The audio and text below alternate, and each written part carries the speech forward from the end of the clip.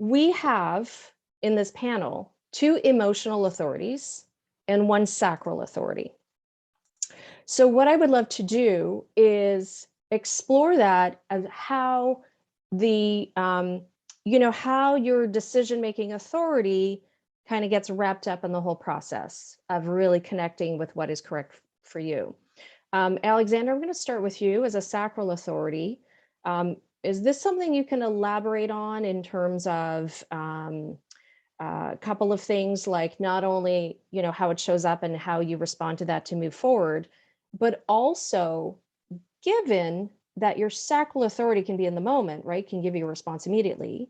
Do you have times where you still need to sit with contemplation, or how does that show up for you? So I kind of like to learn a little bit about the richness of your sacral authority. Okay, just want to make sure I got this question right. So I got part 2. Part 1 is, can you say it one more time?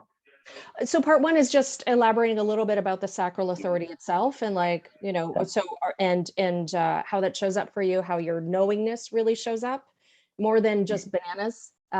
For example, like let's talk about the bigger decisions. I usually will define those as decisions that relate to time, to energy, to money, a location decision, or a relationship decision. To me, those are kind of the biggies. How does that connect with you and your sacral, and how does it show up to give you that kind of guidance? Sure. So for whatever it's worth, I'm kind of, I wouldn't call myself an expert at human design quite yet. I'm still in my experiment, as we all are, but I'll give you a perfect example. I'm moving to Mexico in 3 weeks. I bought a flight. So it's done. That was right in the moment. I have lots of doubts about whether that was the right decision, but it was the right decision in the moment. So like, I guess this is more part 2, but part 1 was just, I saw lots of signs, coincidences. What's another word? Like cues, like little like synchronicities. Signals, synchronicities. Like people would talk about Mexico. My friend was trying to get me to move to Bali, and I was like, I don't know. I just wasn't pulled to it. But so all these signs came in, and I just said, I'm just gonna do it. It felt right, and it was just the right time for me. And then all signs just led to that point.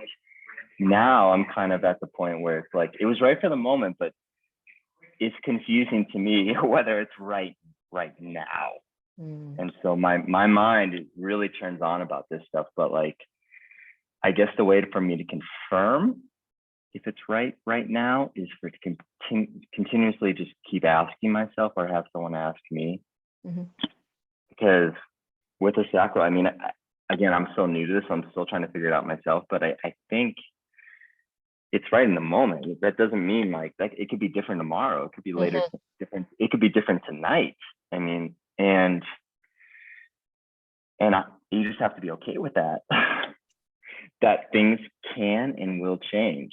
And that's, like Robin was saying, that's the beauty of the sacral. But in my experience, that can also be what's the opposite of that? Like just the craziness, the mayhem, just the like indecisiveness, the back and forth. I mean, it can go both ways. So I think there's an evil and a great about it. But does that answer the question at all? I don't know. It does, and I find it so interesting. Like you said, the decision, right? The knowingness, the synchronicities, and part of my mind is kind of churning, going, "Ooh, well, perhaps going to Mexico is the sacral yes. Living in Mexico, that might be the ambiguous part, right? Like going to Mexico, but going to Mexico might put you in the exact right place because your sacral said yes for whatever is next." Right. Yeah. And sort of looking at as the magic of what will show up next for your sacral to respond to. Exactly. And which I touched on before, but I'm not going to spend too much because other people have so much wisdom that they can share, is perhaps I go there, I land and say, and this doesn't feel right. You have to be okay with failing, because if I land there and I'm like, this ain't right, you know, that's in the moment. I have to trust that, and perhaps I'll come back or go somewhere else. So. Alexander, I want to just acknowledge that I know you have said that because you're still early in your experiment, and 3 years still has a lot of depth.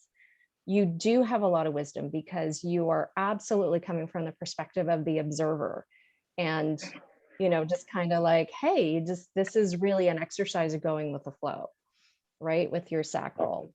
And I think it's magical. And I somebody who until really learned about my line 3 and consider like, why am I failing so much? Are you open to a reframe? Sure. Yeah. I don't see it as a failing if your sacral, let's just take your scenario, your sacral brings you to Mexico and suddenly your sacral's like, this is not right. This is not where I want to be. I would just say that's more about the beauty of the sacral, but being open and flexible. Because once you get there, your sacral might tell you something else.